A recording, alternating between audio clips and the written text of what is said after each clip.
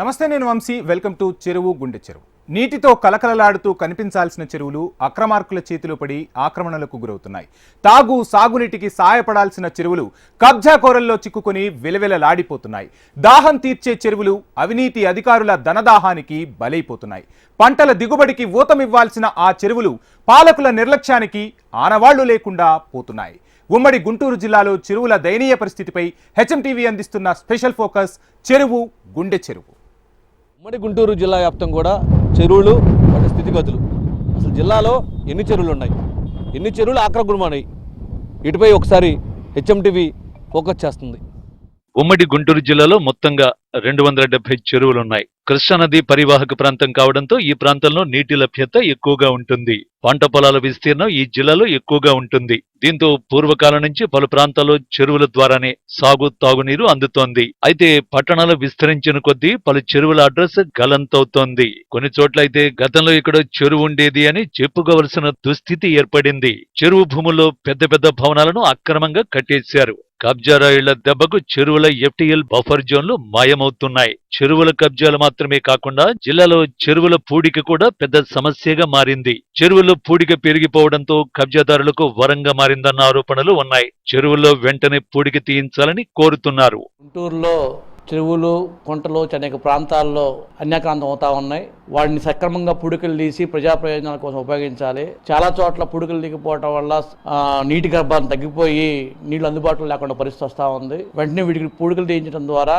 నీటి వనరుల్ని ఎక్కువ సంఖ్యలో, ఎక్కువ మొత్తంలో స్టోరేజ్ చేసే అవకాశం కలిగి ఉంటుంది. అలానే కొన్ని చెరువులు సాగు ప్రాంతాలకి, సాగు భూమికి నీళ్ళు ఇచ్చే అవకాశం కూడా ఉంటుంది. పుడుకులు దిగిపోవడం వల్ల, సరైన సాగు లేకపోవడం వల్ల రైతులు తీవ్రమైన ఇబ్బంది పడతా ఉన్నారు. తక్షణమే ఈ ప్రభుత్వం చెరువులు, కుంటలు వీటన్నిటిలో పుడుకులు తీయించాలని చెప్పి డిమాండ్ చేస్తూ ఉన్నాం. తద్వారా తాగునీటి సమస్య పరిష్కారం కావడం కోసం, అలానే సాగునీరుకి రైతులకి ఇబ్బంది లేకుండా చేసేదానికి ఈ ప్రభుత్వం వెంటనే కృషి చేయాలని చెప్పి కోరుతా ఉన్నాం. గడిచిన 5 ఏళ్లుగా ప్రభుత్వ చెరువులన్నిటిని కూడా అన్యాక్రాంతం చేసి వాటిని ఆక్యుపై చేసేసి సాగునీరు, త్రాగునీరు లేకుండా ఇబ్బంది పడినటువంటి రైతుల పరిస్థితి, అలాగే సామాన్య ప్రజలకు కూడా మంచినీటి సమస్య ఉన్న పరిస్థితుల్లో గత ప్రభుత్వం నిర్లక్ష్యం చేసినటువంటి పరిస్థితి కూడా ప్రజలందరికీ తెలుసు. ఇప్పుడైనా ఈ ప్రభుత్వం స్పందించి చెరువులను పూడికి తీసి మరి వాటిని వాడుకలకు తీసుకొచ్చి ప్రజలందరూ కూడా సాగునీరు, త్రాగునీరు అందించే కార్యక్రమం ఖచ్చితంగా చేపట్టాలని మేము విజ్ఞప్తి చేస్తాము. చెరువులు, అలాగే కాలువ కట్టలు ఈ విధంగా ఆక్రమణలకి గురయ్యే వాటిని రాష్ట్ర ప్రభుత్వం కాపాడాల్సిన అవసరం ఉంది. భవిష్యత్తులో ప్రజలకి త్రాగునీరు కోసం, అట్లాగే వ్యవసాయ పంట పొలాలకి నీరు అందించే దానికోసం చెరువులు, కాలువలు వీటిని రక్షించాల్సిన అవసరం ఉంది. ఈ గతంలో ఏవైతే ఆక్రమించబడ్డాయో ఆక్రమించబడ్డటువంటి చెరువుల్ని, కాలువల్ని ఈ ప్రభుత్వమైనా, కొత్తగా ఏర్పడ్డటువంటి ప్రభుత్వమైనా సరే వాటిని ఆక్రమణ తొలగించి కాపాడాల్సిన అవసరం ఉంది. చెరువుల ఆక్రమణలతో వర్షాలు పడితే వరద ప్రవాహాలు తప్పడం లేదు. నీటితో నిండాల్సిన చెరువుల్లో నిర్మాణాలు చేపట్టడంతో నీరు వెళ్లే దారి లేక ఇళ్లలోకి వచ్చి చేరుతోంది. రాజధాని అమరావతి పరిధిలోని తాడికొండ మండలంలోని చెరువులో 20 ఎకరాలు ఆక్రమణకు గురైంది. ఇందులో కొన్ని ప్రభుత్వ కార్యాలయాలు కూడా ఉండడం ఇక్కడి ప్రత్యేకత. ప్రభుత్వ కార్యాలయాలే ఉండడంతో మమ్మల్ని ఎవరు ప్రశ్నిస్తారనే ధీమాతో కొందరు ఏకంగా నివాసాలు ఏర్పాటు చేసుకున్నారు. ఇటీవల బుడమేరు పొంగడంతో విజయవాడ నగరం ఎలా మారిందో అందరూ చూశారు. ఇప్పటికైనా పాలకులు, అధికారులు కళ్లు తెరవకపోతే గుంటూరు జిల్లా కూడా నీట కొట్టుకుపోక తప్పదని ఆవేదన వ్యక్తం చేస్తున్నారు స్థానికులు. చెరువుల్ని కబ్జా చేసేవారు ఎంతటి వారైనా వదిలిపెట్టొద్దని, కఠినంగా శిక్షించాలని మాజీ మంత్రి డొక్కా మాణిక్య వరప్రసాద్ డిమాండ్ చేస్తున్నారు. కాలువల మీద, నదుల మీద, చెరువుల మీద ఆక్యుపేషన్స్, అనాథరైజ్ ఆక్యుపేషన్ అన్నింటిని కూడా తొలగించాల్సిన అవసరం ఉంది. లేకపోతే ఇలాంటి ఉప్పెన వస్తుంది. అవసరమైతే పేద ప్రజానికి ఉంటే వాళ్ళకి ప్రత్యామ్నాయ స్థలాలు చూపించి, వాళ్ళకి ఇల్లు కట్టించి వాళ్ళని షిఫ్ట్ చేయించాల్సిన అవసరం. హైడ్రా లాంటి చట్టం మనకు కూడా రావాలి. లేకపోతే బుడమేరు వచ్చింది, విజయవాడకు నష్టం జరిగింది, చూసాం. అలాంటి నష్టం మనకు కూడా జరగవచ్చు, ఎక్కడైనా జరగవచ్చు. అందువల్ల భవిష్యత్తులో అధికారులు, ఎంఆర్ఓలు, గ్రౌండ్ ప్లానింగ్ అధికారులు వీళ్ళు రెస్పాన్స్, ఎక్కడైనా ఇల్లు ఆక్యుపేషన్లో చెరువుల్లో కడితే వాళ్ళకి జైలు శిక్ష చేయాలి. ఎంఆర్ఓకి, అక్కడ స్థానిక రాజకీయ నాయకులకి, లేకపోతే స్థానిక పంచాయతీలు, స్థానిక ఎంఆర్ఓలు, స్థానిక విలేజ్ సెక్రటరీస్, స్థానికంగా ఉండే వ్యవస్థలన్నిటి కూడా కఠినంగా శిక్షించాలి. టౌన్ ప్లానింగ్ అధికారులు వీళ్ళకి వెంటనే అవసరమైతే మరణ శిక్షలు కూడా పెట్టాలి. లేకపోతే వాళ్ళ నుంచి 100 మంది చనిపోతూ ఉన్నారు. లేకపోతే ఎట్లా భయపడతారు నాకు అర్థంగా. ఏంటిది? ఇష్టం వచ్చిన డబ్బులు తీసుకోవటం, పర్మిషన్ ఇచ్చేయటం, తర్వాత కట్టి ఒక 10 ఏళ్ళ తర్వాత 20 ఏళ్ళ తర్వాత వరద వస్తూ ఉన్నాయి. దీనివల్ల వాటర్ బాడీస్ని మనం కాపాడుకోవాలి. దాన్ని అధికారులు రెస్పాన్సిబుల్ చేయాలి. అధికారులు, స్థానిక అధికారి, అక్కడ ఉన్న లోకల్ అధికారి ఈ should be response. MRO is responsible. ఏదైనా చెరువు ఆక్యుపై చేస్తే ఎట్లా పర్మిషన్ ఇచ్చాడు అతను జైలు శిక్ష ఉండదు, అవసరమైతే మరణ శిక్ష కూడా విధించాలి. అంత స్థాయిలో వాళ్ళని కంట్రోల్ చేస్తే కానీ మాటిండ్రు. లేకపోతే ఇంకేదన్నా లైఫ్ శిక్ష, లైఫ్ ఇంప్రిజన్మెంట్. వాళ్ళ నుంచి 30-40 మంది చచ్చిపోయారు ఈరోజు విజయవాడలో. ఇంకా ఎక్కువ అంటున్నారు, నెంబర్ తేలేదంటున్నారు. ఒక చిన్న నెగ్లిజెన్స్ మళ్ళీ ఎట్లా జరుగుతుందో చూడండి. ఆక్యుపేషన్ వల్ల ఏం జరుగుతుంది ఇట్లా. అందులో హైడ్రా కంటే ఇంకా లేటెస్ట్ చట్టం తెచ్చి దీనిలో పర్మిషన్లు ఇచ్చే అధికారులు ఎవరైతే ఆ పీరియడ్లో పనిచేశారో, ఆ కన్స్ట్రక్షన్ జరిగిన పీరియడ్లో పనిచేశారో ఈ వాటర్ బాడీస్ మీద, ఆ అధికారికి లైఫ్ ఇంప్రిజన్మెంట్ ఇవ్వాలి, అవసరం జీవిత ఖైదు విధించాలి. ప్రతిపాడు మండలం యనమదల చెరువులో 3.5 ఎకరాలు ఆక్రమణకు గురైంది. అదేవిధంగా వట్టి చెరుకూరు మండలం కూర్నూతల చెరువు 12 ఎకరాలు ఆక్రమణకు గురైంది. ఇవన్నీ కూడా కొద్ది కాలం క్రితం వరకు పరిసర ప్రాంతాలకు సాగునీటి కోసం ఉపయోగించిన చెరువులు. పెరుగుతున్న అవసరాలతో చెరువులనే విచక్షణ మరిచి యథేచ్ఛగా నిర్మాణాలు చేపట్టారు. ఇక ఫిరంగిపురం మండలం హౌస్ గణేష్ చెరువు 192 ఎకరాలుంటే 2 ఎకరాలు ఆక్రమణకు గురైంది. పెద్ద పలకలూరులో 10 ఎకరాలుంటే అందులో 4 ఎకరాలు ఆక్రమణకు గురైంది. చిన్న పలకలూరు 27 ఎకరాలుంటే 7 ఎకరాలు ఆక్రమణకు గురైంది. అంబలకుంట గోరంట్ల చెరువు 31 ఎకరాల విస్తీర్ణంలో 12 ఎకరాలు అన్యాక్రాంతమైపోయాయి. గోరంట్ల నల్ల చెరువు 42 ఎకరాలకు 32 ఎకరాలు మాత్రమే మిగిలింది. అమరావతి రాజధానిగా ఖరారు చేసిన తరువాత సమీపంలో ఏ స్థలం కనిపించినా ఆఖరుకు చెరువైన రియల్టర్లు వదిలిపెట్టడం లేదు.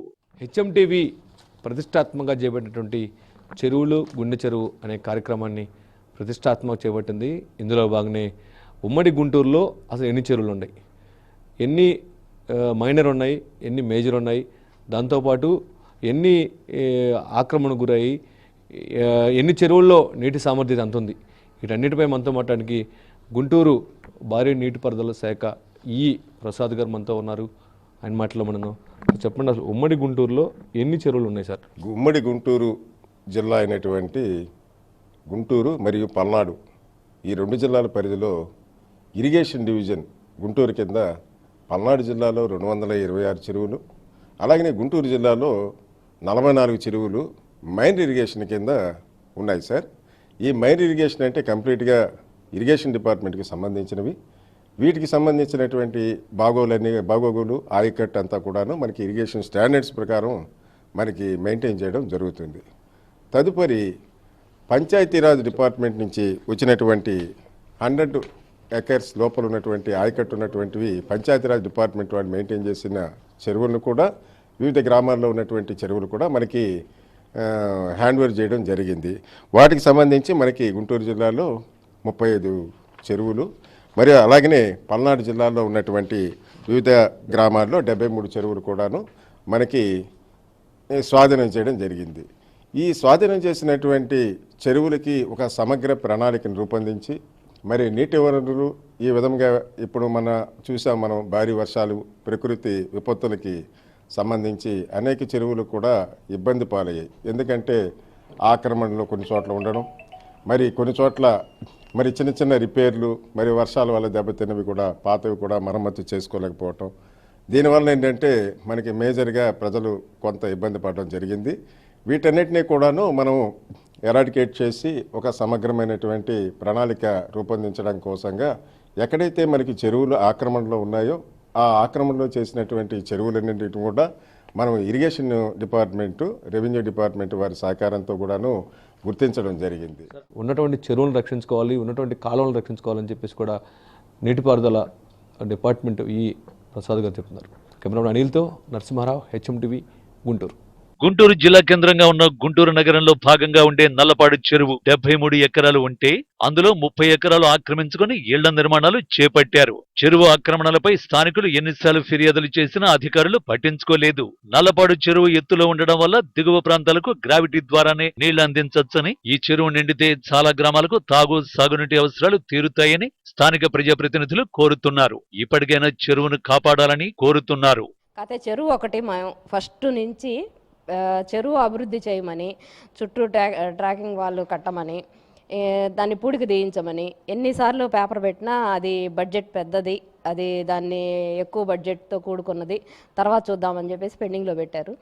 పూడికి తీయమని లాస్ట్ టైంలో కొంచెం ఎలక్షన్ ముందు కూడా కొంచెం హడావుడి చేసాము. దానికి శాంక్షన్ అయ్యింది, మళ్ళీ ఎలక్షన్ కోడ్ వచ్చి ఆగిపోయింది.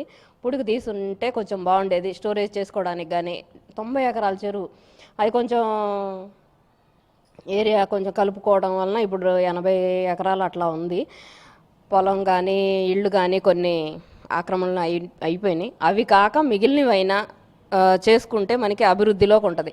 అంటే పెద్ద చెరువు, అసలు దానికి ఎంత చేసుకుంటే అంత హైదరాబాద్ ట్యాంక్ బండ్ లాగా అయిద్దని నేను ఎప్పుడు ప్రపోజల్ పెడుతూనే ఉన్నాను. దానికి చెరువుకి ఒక్కటి చేయాలి మాకు అభివృద్ధి. ఈ నల్లపాడుకు అనేది ఈ మధ్యలో 10 ఏళ్ళకు కూడా బాగా ఉపయోగం. ఆ చెరువు స్టోరేజ్ చేసుకుంటే ఇక్కడ గవర్నమెంట్ల నుంచి వచ్చే నీళ్ల కన్నా కానీ ఇటు చెరువు డౌన్ హైలో ఉంది, ఇది డౌన్లోకి వెళ్తాయి నీళ్ళన్నీ. దీనికి మోటార్లు అవసరం లేదు, దీన్ని వాడుక నీళ్ళకి బాగా ఉపయోగించుకోవచ్చు స్టోరేజ్ చేసుకుంటే. దాన్ని ప్రపోజల్ అయితే 10-15 సార్లు అయితే పెట్టాం కౌన్సిలింగ్లో కూడా. అది మాకు కొంచెం పెండింగ్లో పెట్టారు, తర్వాత చూద్దాం అని. ఇంకా అది అభివృద్ధి కనుక చేసి ఉన్నట్టయితే మాకు నల్లపాడికి ఇంకా వేరే అభివృద్ధి చేసుకోవడానికి చిన్న పనులు అయితే ఎవరికైనా ఉంటాయి, దేంట్లో అయినా ఉంటాయి. అది మాత్రం మెయిన్గా మాకు చేయాల్సిన ఉన్న పరిస్థితి ఏందా అంటే, ఒక చెరువు అంటే నాకు తెలిసి అంత పెద్ద చెరువు రాష్ట్రంలో ఎక్కడ ఉండదు. 90 ఎకరాల చెరువు నాకు తెలిసిన కాడి నుంచి పుట్టిన కాడి నుంచి చూస్తున్నాం. అది దాన్ని ఈ రోజున అంటే గత ప్రభుత్వాలు వైసీపీ ప్రభుత్వం దాన్ని అడ్డగోలు వదిలేసింది. ఇప్పుడున్న పరిస్థితులను గమనిస్తున్నాం అంటే మునిగిపోయింది ఆల్రెడీ. ఎక్కడ పెద్ద చెరువు, ఈ 90 ఎకరాల చెరువుని కాపాడాల్సిన బాధ్యత, దాని మీద పరిశీలించి స్థానికంగా ఎంక్వైరీ చేసి ఏదైతే చేయాలో దానికి కావాల్సిన నిధులు విధులు కేటాయించి స్థానికంగా ఉన్న ప్రభుత్వం ఏదైతే ఉందో, ఇప్పుడున్న ప్రభుత్వం ట్రాన్స్పరెంట్గా ఉందని భావిస్తున్నాం. గతంలో వైసీపీ ప్రభుత్వం ఊరిని అటకెక్కిచ్చి పని చేయకుండా, ఎందుకంటే కబ్జాలో గందరగోళం జరిగిందని విన్నాం. మరి ఇప్పుడు ఏం చేయబోతున్నారు అనేది మేమైతే సూచన చేస్తున్నాం ప్రభుత్వానికి. స్పష్టంగా దాన్ని కనుక మీరు పరిశీలించి ఆ చెరువుని కాపాడుకోవాల్సిన బాధ్యత మనకే ఉంది. రాజధాని ప్రాంతంలో చెరువుల ఆక్రమణలు పరిశీలిస్తే తాడికొండ మండలం దామరపల్లిలో చెరువు 82 ఎకరాలుంటే అందులో 8 ఎకరాలు ఆక్రమణకు గురైంది. తుళ్లూరు మండలం వడ్డమానులో 25 ఎకరాల చెరువు ఉంటే 6 ఎకరాలు కబ్జాకు గురైంది. ఫిరంగిపురం మండలం నుదురుపాడులో 42 ఎకరాల చెరువు ఉండగా 5 ఎకరాలు ఆక్రమణల్లో ఉంది. ఫిరంగిపురం మండలం రేగులగడ్డ చెరువు 36 ఎకరాల విస్తీర్ణం కాగా ప్రస్తుతం కేవలం 21 ఎకరాలు మాత్రమే మిగిలింది. ఎవడన్నా చెరువు మేము పట్టించుకుందామంటే ఓడు పట్టించుకోవట్లేదు. ఇంకేం చేస్తావు దాన్ని? ఏటుకూరు, లాల్పురం, లింగాయపాలెం, గుంటూరు ఇవన్నిటికి వెళ్తాయి నీళ్లు, చెరువు నీళ్లు. చెరువు పళ్ళెం ఉండట్టు ఉంది, ఏం చెరువును పట్టించుకున్నావు పాపాన పోలేదు. అంతా ఆక్రమించేశారు చెరువును కూడా. ఇంకా అంతే సంగతి, ఇంకేం ఉంటుంది, అట్టే ఉంటుంది. 70 ఎకరం అంతా 20-30 ఎకరంలోకి వచ్చిందేమో. ఇంకా అంతకన్నా ఇంకే లేదు, 40 ఎకరం పోయింది. పల్నాడు జిల్లా వ్యాప్తంగా 226 చెరువులుండగా ఇందులో 19 చెరువులు ఆక్రమణలకు గురైనట్లు ఇరిగేషన్ అధికారులు నిర్ధారించారు. క్రోసూరు మండలం గుడిపాడు చెరువు, నాగవరం, గరికపాడు, హసనాబాద్, పెదకూరుపాడు మండలం బులుసుపాడు చెరువులు ఆక్రమణకు గురయ్యాయి. దీంతో పాటు అచ్చంపేట మండలంలోని తాళ్ల చెరువు విస్తీర్ణం 74 ఎకరాలు ఉండగా మిగిలింది మాత్రం 39 ఎకరాలు మాత్రమే. కాగా అందులో 35 ఎకరాలు ఆక్రమణకు గురైంది. కొత్తపల్లి చెరువు 41 ఎకరాలకు పైగా విస్తీర్ణం ఉంటే ప్రస్తుతం 12 ఎకరాల 42 సెంట్లు మాత్రమే మిగిలింది. 28 ఎకరాలు ఆక్రమణకు గురైంది. ఓర్వకల్లులో 74 ఎకరాల చెరువు ఉంటే అందులో 5 ఎకరాలు ఆక్రమణకు గురైందని ఇరిగేషన్ రెవెన్యూ అధికారులు తేల్చారు. ఇదే మండలంలోని వేల్పూరి గ్రామ చెరువు విస్తీర్ణం 141 ఎకరాలుండగా అందులో దాదాపు 10 ఎకరాలు ఆక్రమణలోనే ఉంది. మరోవైపు పిడుగురాళ్ల మండలం జానపాడు చెరువు 503 ఎకరాలుండగా 2 ఎకరాలు ఆక్రమణకు గురైందని అధికారులు నిర్ధారించారు. మాచవరం మండలం పిన్నెల్లి గ్రామంలోని చెరువు 195 ఎకరాలు ఉండగా 3 ఎకరాలు ఆక్రమణకు గురైంది. దాచేపల్లి మండలం మద్దినపాడు చెరువు, నరసరావుపేట మండలం కాకాని చెరువు 10 ఎకరాలు ఆక్రమణకు గురయ్యాయని నిర్ధారించారు. రంపిచెర్ల మండలం విప్పర్ల ఈస్ట్ చెరువు 25 ఎకరాలు ఆక్రమణలో ఉంది. విప్పర్ల వెస్ట్ చెరువు 20 ఎకరాలు రంపిచెర్ల మండలంలో ఉంది. ఇదే మండలంలో సుబ్బయ్యపాలెం గ్రామ చెరువు 5 ఎకరాల వరకు ఆక్రమించేశారు. నకరికల మండలం తొరగపాలెం చెరువు విస్తీర్ణం 65 ఎకరాలుండగా 25 ఎకరాలు ఆక్రమణకు గురైంది. కుంకలగుంట చెరువు 130 ఎకరాలుండగా 52 ఎకరాల్ని రైతులు ఆక్రమించేసుకుని సాగు చేసుకుంటున్నారు. గత ప్రభుత్వంలో ఎక్కడ చూసినా ఎమ్మెల్యేలే ఆక్రమణలకు పాల్పడ్డారని, ప్రస్తుత పాలకులైన చెరువుల్ని కాపాడాలని జిల్లా వాసులు కోరుతున్నారు. గత ప్రభుత్వం ఉన్నటువంటి శాసనసభ్యులందరూ కూడా ధనదాహంతో ఈ చెరువులన్నింటినీ పూడి చేసి ఆ చెరువులన్నీ అన్యాక్రాంతం చేసి రియల్ ఎస్టేట్ వ్యాపారంగా మార్చినటువంటి సందర్భాలు కూడా మనం చాలా చూస్తూ ఉన్నాం. అయితే ఆ ప్రభుత్వానికి ప్రజలు ఏ విధంగా బుద్ధి చెప్పాలో బుద్ధి చెప్పారు. కావున కూటమి ప్రభుత్వాన్ని తీసుకొని వచ్చి కూటమి ప్రభుత్వానికి అధికారం అంటగట్టిన వాళ్ళు ప్రజలు చాలా రైతులు ముఖ్యంగా చాలామంది కోరుకుంటా ఉన్నారు. ఈ రోజున ఇప్పటికీ కూడా ప్రజలు రైతులు అందరి తరఫున కూడా తాగునీరు సాగునీరు కార్యక్రమం దృష్టి పెట్టి ప్రభుత్వం దాన్ని చెరువుల పూడికని కూడా తీసి ఏదైతే రైతులు నీరు అందక పంటలన్నీ ఎండిపోతూ ఉన్నటువంటి సందర్భాల్లో వాళ్ళందరికీ కూడా చేయూతగా మీరందరూ ఆ పూడికలు తీసి ఇటు తాగునీరుకి కానివ్వండి అటు సాగునీరు రైతులకు కానివ్వండి ఈ కార్యక్రమాన్ని మీరు పూర్తి చేసుకొని ఖచ్చితంగా వాళ్ళందరికీ నీరు అందించే కార్యక్రమాన్ని చేపడతారని కోరుకుంటూ సెలవు తీసుకుంటా ఉన్నాం. ఉమ్మడి గుంటూరు జిల్లా వ్యాప్తం కూడా 270 చెరువులు ఉన్నాయి. ఇందులో దాదాపు కూడా అన్ని చెరువులు కూడా ఆక్రమణకు గురై దీంతో అసలు జిల్లాలోనే పంటలు పండించే ఆయకట్టుకు నీటి కొరత, మరోవైపు ఆక్రమణకు గురైనటువంటి చెరువుల్లో అంతస్తులు మేడలు కడుతున్నారు. దీంతో లోతట్టు ప్రాంతాలన్నీ కూడా చిన్నపాటి వర్షానికి కూడా జలమయం అవుతున్నాయి. అసలు ఈ సత్తెనపల్లి నియోజకవర్గంలో మనం సత్తెనపల్లి చెరువు దగ్గర మనం ఉన్నాము. అసలు ఈ చెరువులు ఏంటి, ఈ సత్తెనపల్లిలో ఎలా ఆక్రమణకు గురవుతున్నాయి, మనతో మాట్లాడడానికి కొంతమంది నాయకులు ఉన్నారు, వారి మాటలోనే మనం ఉన్నాం. సార్ చెప్పండి, అసలు ఏంటి ఈ చెరువులు ఆక్రమణ, దీన్ని ఆపాలంటే ఏం చేయాలి? ఇప్పుడు ఇంతవరకు మీకు ఈ వయసులో ఇప్పటికి చెరువులు ఏమైనా ఆక్రమణ గురైతే మీకు కనపడుతున్నాయి? అసలు ఒకప్పుడు చెరువులు ఎలా ఉండే, ఇప్పుడు ఎలా ఉండే? సత్తెనపల్లి నియోజకవర్గంలో సత్తెనపల్లి పట్టణానికి వచ్చేసి మనం ఇక్కడ చూస్తున్నటువంటి చెరువు అప్పుడు ఉన్నటువంటి ప్రభుత్వం పాలకులు ప్రత్యేకంగా రైతుల దగ్గర కొనుగోలు చేసి రక్షిత మంచినీటి కోసం దీన్ని ఏర్పాటు చేశారు. కానీ సత్తెనపల్లి పట్టణంలో దీనివల్ల 2 పూట్ల నీళ్లు రావడానికి కానీ వాటికి సౌకర్యవంతంగా త్రాగునీరుకి అవకాశం ఉంది. అదేవిధంగా సత్తెనపల్లి స్టేషన్ రోడ్లో కానీ అటు నాగన్నగుంటలో పూర్వం పెద్దలు చెప్పేవాళ్ళు చెరువులు ఉన్నాయని. ఇప్పుడు వెళ్ళి చూస్తే అన్ని నివాస గృహాలు అనేక రకాలుగా ఆక్రమణలకు గురై చెరువు అనే దాన్ని చూడటానికి కూడా తార్కాణం లేకుండా పోయింది. దీనికి ప్రధానమైనటువంటి కారణం ప్రభుత్వాలు ఉదాసీనంగా వ్యవహరించడం, అక్కడ ఉన్నటువంటి అధికారులకు లంచాలకు అలవాటు పడి అవి చెరువని రికార్డు పూర్వకంగా ఉన్నప్పటికీ కూడా వాళ్ళ యొక్క స్వార్థ ప్రయోజనాలకి ఈ బిల్డర్స్ కానీ ఇతర ప్రజలు ఎవరైతే ఆక్రమణదారులు ఉన్నారో వాళ్ళని ప్రోత్సహిస్తూ లంచాలకు అలవాటు పడి చెరువులన్నీ కూడా నివాస గృహాలు కానీ అనేక నిర్మాణాలకి ఆలవాలంగా మారటం వల్ల మరి అటు త్రాగునీరుకి కానీ సాగునీరుకి కానీ ఇబ్బందికరమై మరి మనం చూస్తూనే ఉన్నాం. ఇవాళ విజయవాడలో వరదలు కానీ వీటన్నిటికి కూడా గతంలో ఉన్నటువంటి చెరువులన్నీ కూడా ఆక్రమణలకు గురై నిర్మాణాలు జరగటం వల్ల మరి వచ్చినటువంటి వరద నీరు పారుదలకు కానీ మరి నిల్వ ఉండటానికి కానీ అవకాశమే లేకుండా మరి ముంపుకు గురవటం, చిన్న వర్షం సైతం మరి ముంపుకు గురై ప్రాణ నష్టం, ఆస్తి నష్టం అంతా కూడా సంభవిస్తుంది. ఈ చెరువులు ఏం చేయాలి? చెరువుల ఆక్రమణ అనేది జరుగుతుందంటారా? చెరువుల ఆక్రమణ జరగటం వల్లే ఈరోజు లోతట్టు ప్రాంతాల్లో ఉన్నటువంటి వాటర్ ఎటు పోవాలో తెలియక ఈరోజు నీళ్ళలో మునిగిపోతుంది అనుకోవచ్చు. ముందుగా ఎప్పుడో మన పెద్దలందరూ కూడా వాళ్ళ వేల ఎకరాలని చెరువుల కోసం చెప్పి దానం చేశారు సార్. ఎందుకంటే వరదలు వచ్చినప్పుడు ప్రజా నష్టం జరగకూడదు, ఆస్తి నష్టం జరగకూడదు అని చెప్పిన ఉద్దేశంతో ఇచ్చారు. అయితే ఈ రోజున వ్యాపారస్తులు అధికారులతో కుమ్మక్కైపోయి చెరువులు మొత్తం కూడా ఆక్యుపై చేసుకొని భవనాలు బిల్డింగ్ నిర్మిస్తూ ఉన్నారు. ఇటువంటి సమయంలో ఫ్లడ్స్ వచ్చినప్పుడు మాత్రం కంపల్సరిగా ఆ భవనాలు మొత్తం కూడా కూలిపోవడానికి, నీళ్ళలో మునిగిపోవడానికి కారణం అవుతుంది. మనం చూసిన వరదలు మీరు ఒకసారి చూడండి. బుడమేరు వాగు ఎంత ఆక్యుపై చేశారు, ఆ నీళ్ళు ఎడిపోవాలి. ఆక్యుపై చేసినప్పుడు ఆ చెరువులోకి నీళ్లు రావాలి. ఆ చెరువులో ఇళ్ళ కట్టడాలు కట్టినప్పుడు ఆటోమేటిక్గా నీళ్లు మొత్తం కూడా ఇళ్ళలోకి వచ్చేస్తాయి. సో దీనికి ఏంటంటే ప్రధాన కారణం ఏంటంటే నాయకులు దాన్ని ప్రోత్సహించకూడదు, అధికారులు కూడా లంచాలకు అలవాటుపడి డబ్బులు తీసుకుని వాళ్ళకి పర్మిషన్ ఇవ్వకూడదు. ఈరోజు మీరు హైదరాబాద్లో చూశారు, మీరు తెలంగాణలో హైదరాబాద్ వాళ్ళు అన్ని పర్మిషన్లు చూపిస్తూ ఉన్నారు. మాకు పర్మిషన్ ఇచ్చారు, మేము కట్టామని చెప్తున్నారు. సో ఇప్పుడు వాళ్ళు ప్లాట్లు వేసుకున్నారు, బిల్డింగ్లు కట్టారు, అమ్మేసుకుని వెళ్ళిపోయారు. అది కొన్నదెవరు? సామాన్య మానవులు. వాళ్ళు ఈరోజు నష్టపోతున్నారు. వాళ్ళు ప్రభుత్వం ఆలోచించాలి కదా కొంచెమైనా కూడా. మేము ఇప్పుడు లోన్లు పెట్టుకొని కట్టుకున్నాము, ఇది పడేస్తున్నారు, మా పరిస్థితి ఏంటి, మేము రోడ్డును పడుతున్నాం అన్నప్పుడు ప్రభుత్వం కూడా వాళ్ళ గురించి కూడా ఆలోచించాల్సిన అవసరం అయితే ఉంది. తప్పనిసరిగా వాళ్ళకి పేమెంట్ ఏదో ఒక విధంగా వాళ్ళకి ఆసరాగా ఉండి తరువాత ఈ ఆక్యుపై మొత్తాన్ని కూడా చేయాలి. ఇలా శతాబ్దాల చరిత్ర ఉన్న చెరువులు సైతం ఇప్పుడు కాలగర్భంలో కలిసిపోయాయి. ఆక్రమణల ప్రారంభంలోనే స్థానికులు ఫిర్యాదులు చేసినా ఎవరూ పట్టించుకోలేదు. ఫలితంగా చెరువులన్నీ ఆక్రమణలకు గురయ్యాయి. వర్షాకాలం చెరువుల్లో నీరు నిండితే పరిసర ప్రాంతాలకు నీటి సమస్య ఉండేది కాదు. ఇప్పుడు ఆ చెరువులు లేని ఫలితంగా వర్షపు నీరు నిలిచే అవకాశం లేక ఇళ్ల మధ్య ప్రవాహాలతో ముంపు ప్రాంతాలుగా మారిపోతున్నాయి. చెరువుల ఆక్రమణల వెనుక భారీ అవినీతి, ప్రముఖుల పాత్ర ఉన్నట్టు ఎన్నో సందర్భాల్లో తేలింది. అయినా ఎవరు పట్టించుకున్న పాపాన పోలేదు. ఈ చెరువుల అవసరం తెలిసిన వారిని కదిలిస్తే వారి గుండె చెరువవుతోంది. మిగిలిన చెరువులనైనా ప్రభుత్వం సంరక్షిస్తుందా, వదిలేస్తుందా అనేది ఇప్పుడు తేలాల్సి ఉంది.